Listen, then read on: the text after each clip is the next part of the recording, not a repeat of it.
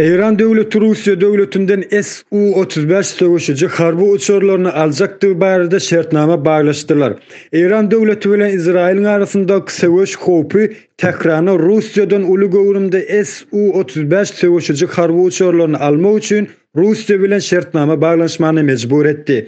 Bu howa söwüşüji uçurlary Izraýlyň howa söwüşüjisinden hatda F-35'den de has üstün çıkar.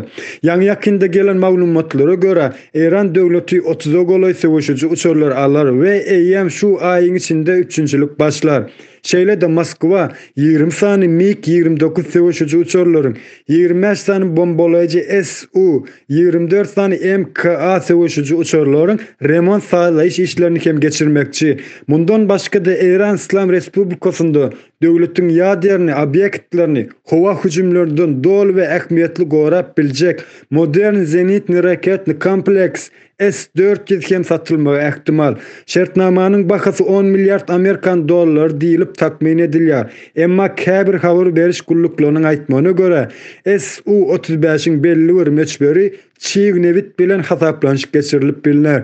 Russiýa döwletini Eýranyň dronlary hem gyzyklandyrýar diýip Eýranly jurnalist Hayal Muazzem aýdyp geçýär.